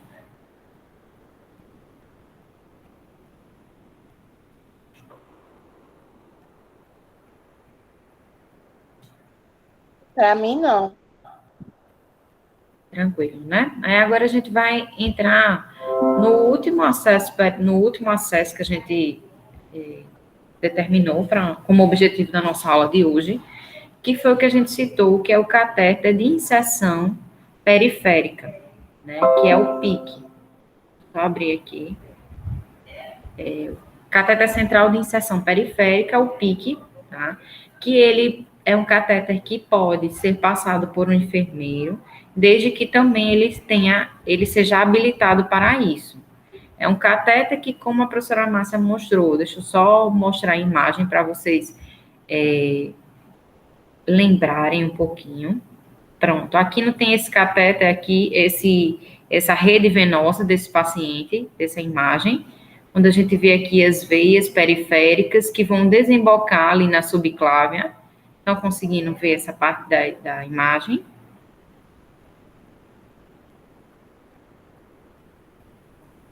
Sim. Pronto. Então, nesse caso em específico, esse PIC, que é um catéter central, só que de uma inserção periférica, vai ser acessado a parte da periferia do paciente, ou seja, no membro, por exemplo, superior desse paciente, porém, o destino final dele vai ser a parte central, a rede venosa central. Por isso que ele é chamado de catéter de inserção periférica, catéter central, perdão, de inserção periférica. Diferentemente daquele que o médico vai fazer, que ele vai funcionar direto no acesso central, ou seja, ele já vai pegar a subclávia ou a jugular, que já é um acesso central. Esse que a gente vai passar, desde que estejamos habilitados, né, os enfermeiros, eu vou acessar uma veia periférica, porém o destino final vai ser dentro do coração, ou seja, dentro de um acesso central. Consegui ser clara ou ficou alguma dúvida nesse sentido? Imaginem vocês que ela vai precisar de um catéter bem longo, né? Vai chegar do braço até a entrada do coração. Isso. E aí aqui a gente tem um exemplo, e aí eu vou mostrar para vocês verem a diferença desse catéter do tamanho em si, porque eu vou pegar de uma inserção de uma veia periférica e adentrar no coração. Então, o percurso realmente é maior. E aí, só para a gente ver alguns pontos relacionados a essa parte do PIC, né? Então, ele é também chamado de PIC, tá? Ele é um acesso seguro, né, um acesso que ele também tem uma longa permanência, né, pode ser passado por enfermeiros, como já tinha citado, porém tem a questão também da disponibilidade de alguns materiais, né, então, normalmente, quando se tem enfermeiros habilitados no hospital, e o hospital, ele tem esse procedimento sendo instituído, então, normalmente é feita a solicitação desse material. Então, diferentemente do central, o kit, ele é específico para o PIC, tá? Então, vocês vão ver aqui que a gente vai mostrar para vocês. Ele pode ser funcionado na beira do leito, tá? E, normalmente, é escolhido alguns vasos de forma específica. Normalmente, vai ser escolhido as veias basílicas, cefálica, ou então a cubital mediana. E nesse caso também a gente vai precisar fazer a monitorização do posicionamento desse catéter, né? Então, como ele também tem o seu destino final, um vaso central, então é importante também que seja feita essa monitorização. Da mesma forma que o outro catéter central, ele também vai ter a questão dos lumens. Então, ele pode ser monolume, duplo lumen ou triplo lumen. Isso varia muito, né, conforme a disponibilidade e aquilo que a gente também pretende utilizar aquele acesso. Né, mas ele segue aquela mesma linha de raciocínio do acesso venoso central, em relação à quantidade de lumens que esse cateter ele vai ter disponível. Tá? Deixa eu ver o que mais. Normalmente, eles são bastante indicados na neonatologia, que foi até um vídeo que a gente tinha selecionado, né? Era de um PIC sendo passado em um neonato. Por quê? O neonato, ele muitas vezes vão ter acessos que são de baixo calibre, e às vezes eles perdem com uma rápida facilidade, porque o bebezinho mexe muito, então a gente muitas vezes tem essa dificuldade de acesso. Então, pensando nessa perspectiva, alguns serviços, eles capacitam alguns enfermeiros para que sejam habilitados em passar esse tipo de acesso, né? E aí, esse neonato, ele não fique sem a sua necessidade de infusão de alguma medicação ou de alguma monitorização que vai ser indicada para ele. Então, nesse caso, vocês vão ver que isso é muito utilizado, esse tipo de acesso, ele vai ser muito utilizado na neonatologia, tá? Deixa eu ver o que mais. Igualmente aos outros catéteres, ele também precisa ser feito toda aquela questão da higienização, né, do curativo, também precisa ser trocado, né, a higienização das torneirinhas, dos extensores, dos equipos, né, uma das questões dos pacotes de medidas que eu tinha dito a vocês, dos bundles, é também a troca e higienização de todos esses extensores e torneirinhas. Então, normalmente, a instituição ela tem um protocolo que ela institui quando deve ser feita a troca desses materiais. Em via de regra, isso é trocado a cada 72 a 96 horas, exceto quando se faz uma nutrição parenteral, que aí a gente vai ver, quando a gente for trabalhar o assunto de nutrição parenteral, por que a gente tem que fazer essa troca de forma mais constante, tá? Mas, no caso da nutrição, é feita a cada bolsa de nutrição parenteral que vai ser infundida. Em via de regra, os demais é feita essa troca a cada 72 a 96 horas, do sistema como um todo. Ou seja, eu venho administrar uma nova medicação, então eu troco toda essa parte dessas conexões. A avaliação. Então, também vamos precisar observar toda aquela questão de sinais flogísticos que a gente tinha visto. Se a inserção desse PIC, se ele está com presença de hiperemia, né, que é aquela vermelhidão ali no local, se a pele daquele bebezinho ou daquele adulto que está ali, aquela pele do braço está vermelha, ou se está normalmente a coloração da pele, se eu tenho presença, por exemplo, de alguma secreção, né, se está saindo alguma secreção, seja ela hialina, ou seja, aquela secreção mais transparente, ou se é aquela secreção que é um pouquinho amarelada, que a gente poderia suspeitar que esteja a presença de pus ou alguma colonização ali no local. Então, é importante também que a gente observe isso, tá?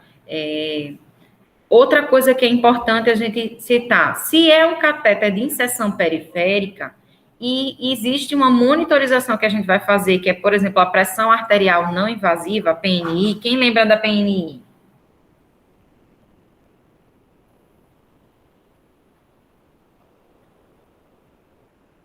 Quem lembra de PNI? O que é a PNI?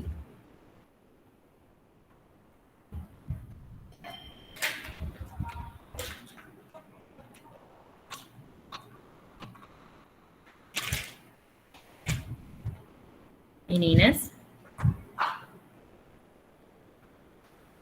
Quem lembra o que é a PNI? Quem lembra da aula de monitorização hemodinâmica não invasiva?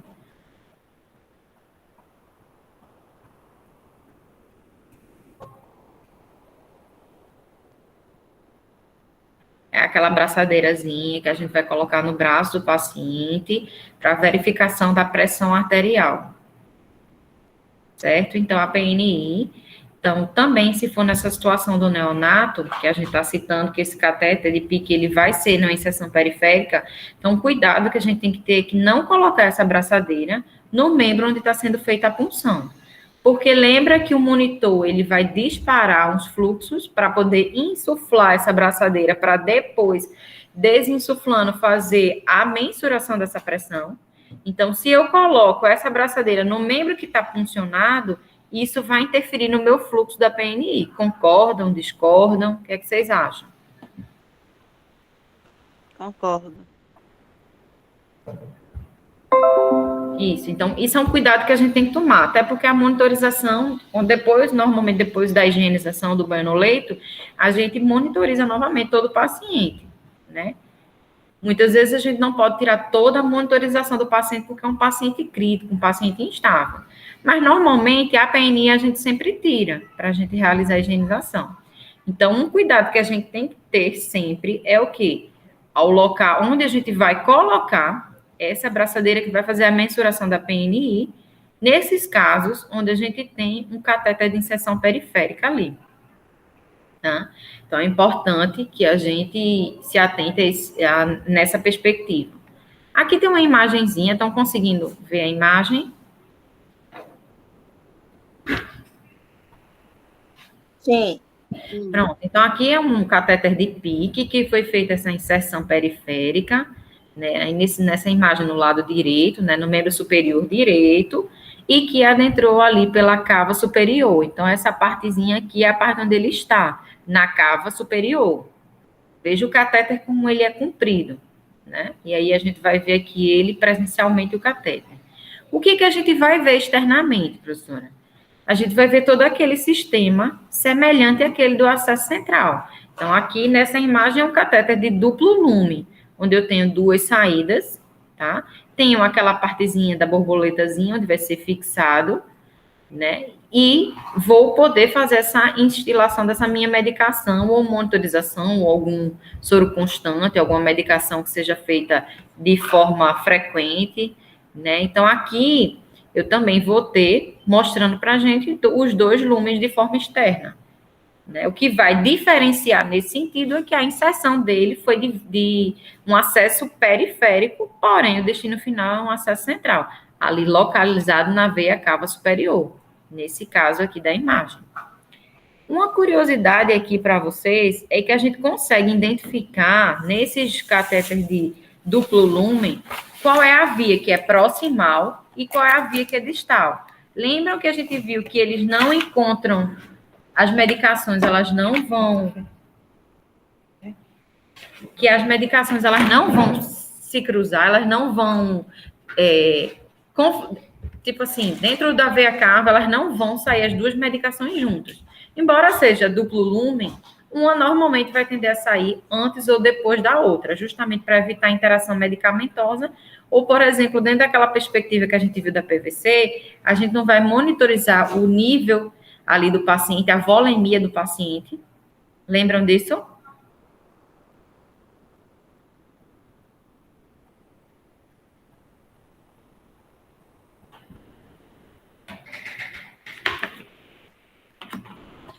Então, essa curiosidade que eu queria trazer para vocês é nessa perspectiva de que aqui na pontazinha do catéter, deixa eu ver se eu consigo dar um zoom. Aqui nesse não mostra muito, mas vocês vão conseguir identificar isso. Aqui, deixa eu descer, pronto. A via existe uma via mais proximal, ou seja, mais próxima ainda do coração, e existe uma via mais distal, que é uma via mais distante, embora todas elas vão confluir no mesmo lugar, que é nessa veia cava. Certo? Conseguiram compreender essa diferença?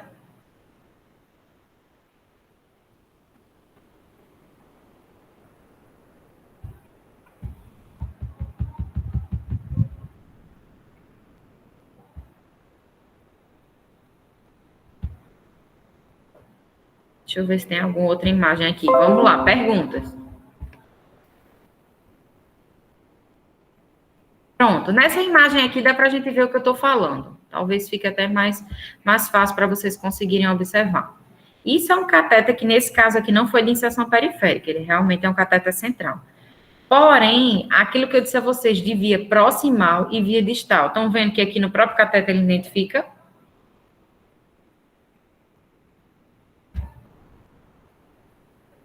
Sim. Isso de proximal e distal são os orifícios que tem durante o catéter que vai dizer se aquela medicação vai entrar mais próxima ou se aquela medicação vai entrar depois. Isso, por exemplo, vamos dizer que a gente vai fazer uma monitorização a PVC nesse meu paciente, né? Vou utilizar esse meu acesso central para monitorar a volemia do paciente, a questão de hidratação, entre a questão função que a gente viu, né? Dentro desses objetivos da indicação da PVC. Então, por exemplo, eu não posso colocar uma monitorização de PVC numa via distal. Por quê? Porque eu estou tendo a infusão de uma medicação ali proximal. E isso pode interferir na minha leitura da PVC. Então, normalmente, opta-se por instalar uma PVC na via proximal, ou seja, na via que fica mais próxima do local lá onde vai desembocar na veia cava, porque aí eu não tenho interferência de medicação, de infusão de volume, de alguma coisa que esse paciente esteja fazendo ali naquele acesso venoso. Conseguiram compreender isso?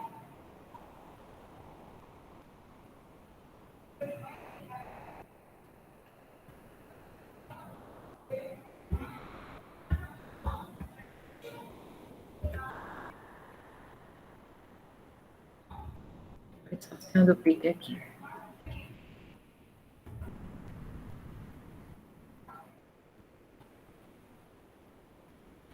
Em relação a essa questão dos catéteres, aqui tem um outro modelo de um catéter de pique. Eu vou abrir esse aqui para mostrar para vocês. Eu sei que às vezes é um pouquinho difícil da gente fazer algumas analogias, porque a gente está, pelo computador, isso fica um pouquinho mais distante. Mas vamos tentar ir solucionando as nossas dúvidas, tá certo? Então, esse aqui é um catéter de inserção periférica, um pique, onde veja que o circuito é bem semelhante àquele outro. Tem o lume, nesse caso daqui é um monolume, tá? Vai ter o catéter, dentro dele também tem um fio guia igual ao outro. E olha o tamanho do catéter. Eu tenho até que colocar um pouquinho mais para trás, aqui da tela, mais longe da tela, para que vocês consigam observar. Deixa eu mostrar a vocês o outro catéter. O catéter de acesso venoso central, que vai passar ali pela jugular. Olha a diferença de tamanho. O superior é o que a gente falou da subclávia e o inferior é o pique. Olha o tamanho do catéter, como é bem diferente. Esse é a parte do catéter e esse é o de inserção periférica. Então, por isso que ele tem que ser um catéter grande, tá? Que ele vá desde ali do membro, que a gente avaliar, até a cava, onde ele vai desembocar. Por isso que ele é um catéter grande. Ele também vem com a agulhazinha de punção, ó, do mesmo jeito que o outro, tá? A agulhazinha que vai fazer a punção. Então, essa aqui é a agulha da punção, ela é específica. E também vem a parte lá do dilatador. Vocês escutaram naquele vídeo utilizando um termo dilatador? Ficaram com dúvidas? Se perguntaram o que seria isso?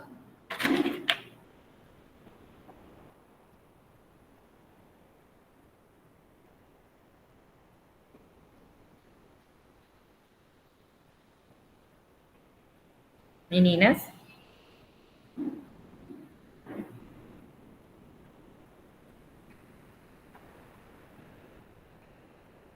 Me perguntei não, professora. Pronto, mas eu vou explicar, tá? O dilatador que ele falou lá é igualmente esse que tem aqui. O dilatador é o seguinte, quando eu punciono a pele, o orifício, né, a abertura, vai refletir justamente a agulha. E pode ser que o catéter que eu vá passar seja muito mais grosso do que o que eu estou puncionando com a agulha. Então, existe o que a gente chama de dilatador, que é justamente isso. Ele vai aumentar esse tamanho da abertura, aumentando o tamanho daquela abertura que foi feita com a agulha. Então, isso é o que ele chama de dilatador. Esse que coloca no braço é mais difícil, né, professora, de colocar? Esse daqui do braço, igualmente ao outro, ele também tem um fio guia. Então, lembra que o médico, eu não tenho curso, na verdade, eu não tenho curso para fazer punção, para fazer pique, não. Mas aqui na escola, a professora Ângela é habilitada, eu acho que a professora Márcia também. Então, assim, são cursos que são feitos para que a gente desenvolva essa habilidade, porque a gente faz essa prática, né, de punção, por exemplo, ali na periférica, e aí, com a ajuda desse guia, ele vai seguir esse caminho que a veia já faz. Lembra que a gente mostrou aquela imagem da rede venosa do nosso corpo? Que todos eles, de fato, vão desembocar no coração? Então, o trajeto, quem vai indicar é a veia. Né? Então, aí a gente vai ter quem vai no caso, quem vai ajudar nesse percurso é justamente esse fio guia que está aqui, ó. Estão conseguindo ver que tem um fio guia? Então, o fio guia, pronto. Então, o fio guia ele também vai dar uma maior resistência nesse catéter, justamente para que ele siga todo o percurso, desde o membro que a gente escolheu até chegar lá desembocando na cava. Igualmente igual ao central. Então, o guia ele vem para auxiliar no momento da punção também. Tem até um videozinho que a gente mostrou, só que ele, como foi com o neonato, a gente às vezes fica como se fosse um pouquinho de pena, né? Porque era um bebezinho bem pequenininho, mas aí eu coloco para vocês também lá no CIGA, para vocês assistirem como é que é feita essa questão da punção. Mas igual ao outro, é feita a questão da higienização local, também se utiliza campo cirúrgico, tem o kit específico, né? Vai ser feito toda essa parte da punção. O profissional, ele também segue todo aquele procedimento que o médico fez no procedimento central, porém, ele pode ser feito à beira-leito. E o outro tanto pode ser feito à beira-leito como no bloco cirúrgico. A diferença, basicamente, é nessa perspectiva. Se o paciente tiver indicação de fazer por muito tempo, né, e se tiver disponibilidade, normalmente opta-se pelo acesso venoso central. Realmente, de fato, o central, né? E aí o PIC, normalmente, ele entra mais na perspectiva do neonato. E aí, dúvidas, perguntas?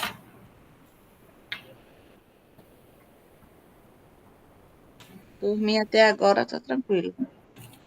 Né? Então, assim, vocês podem perguntar assim, e aí, diante desses acessos todos, quais os cuidados que a gente tem que ter, né? Que seriam os cuidados, embora tenha essa parte de organizar material, né? Que é muito da enfermagem, mas também existe todos os cuidados que a gente tem que ter para manter. Então, você imagina, o paciente fez um acesso desse central e a gente, enquanto enfermagem, não seguiu corretamente a manutenção desse catéter. Então, o que acontece? Muitas vezes a gente administra medicações, né, não limpa o sistema, não lava o sistema, né, e aí precipita essas medicações e oclui, entope aquele acesso, então o paciente perdeu.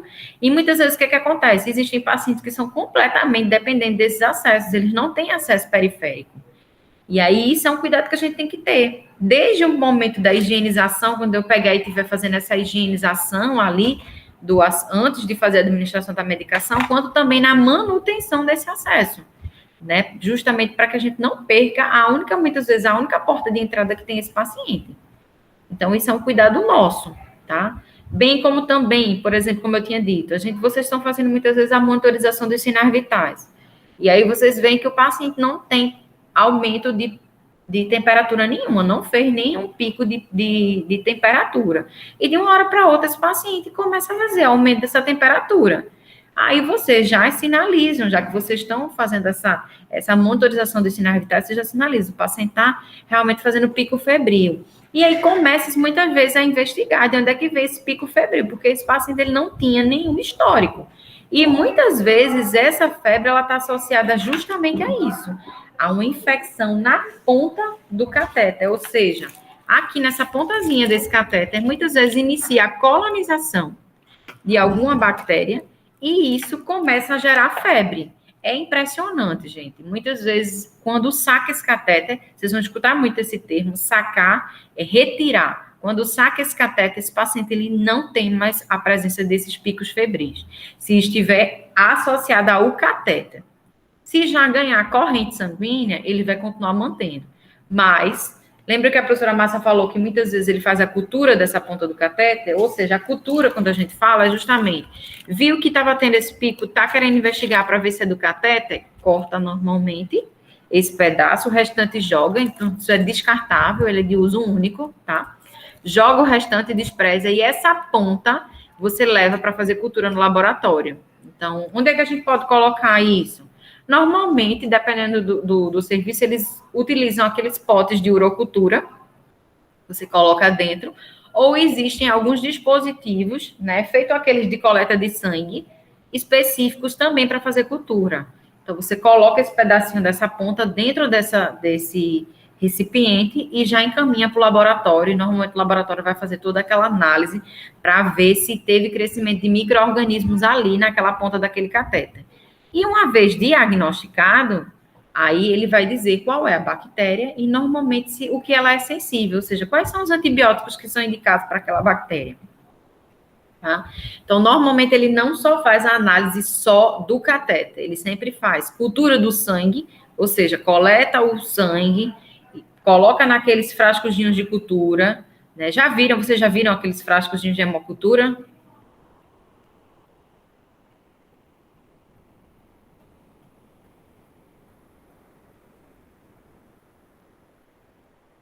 Vocês já viram alguma vez na prática de vocês frasco de hemocultura ou em alguma disciplina?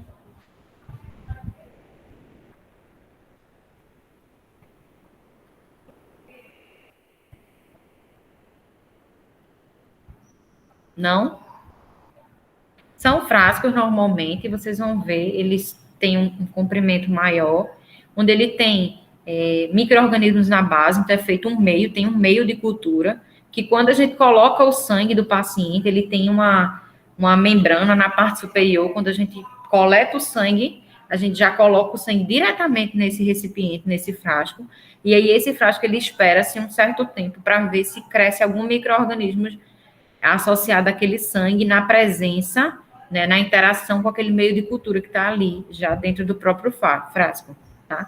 Então, isso também é uma rotina dentro da terapia intensiva, é vocês coletarem esses exames, né, a equipe de enfermagem normalmente sempre coleta as culturas dos pacientes para acompanhar, porque, de fato, são dispositivos que são invasivos e que, se a gente não manusear, muitas vezes da forma correta, a probabilidade da infecção associada à corrente sanguínea é muito grande. Né? Então, a gente sempre tem esse cuidado associado. Dúvidas, perguntas, alguma informação, alguma coisa que vocês queiram falar?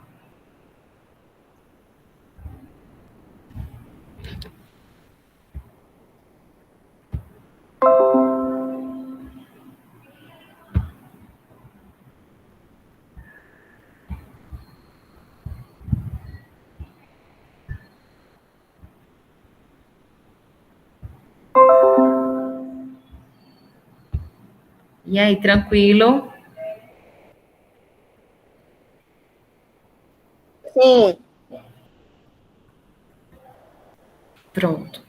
Então, assim, dessa aula de hoje, esse é o nosso objetivo, tá? É mostrar esses equipamentos, né?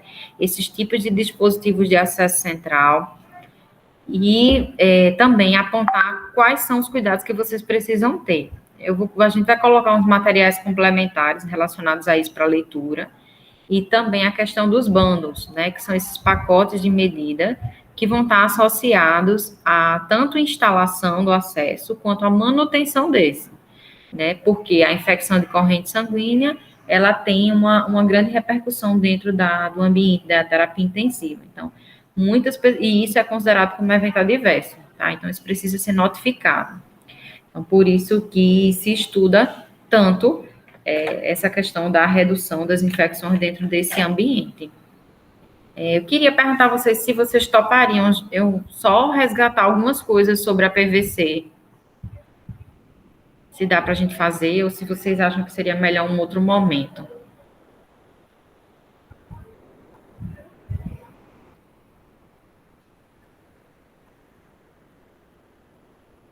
Eu acho melhor um outro momento.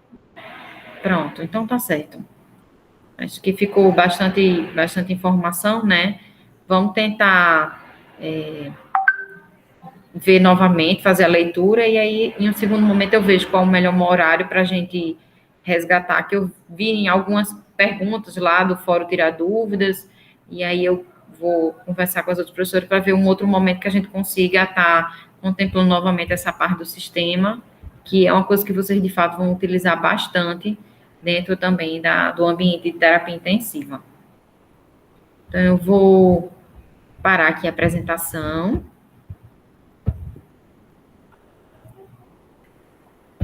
E interromper a gravação. Ficou alguma dúvida? Alguém quer perguntar alguma coisa? Seja desse conteúdo?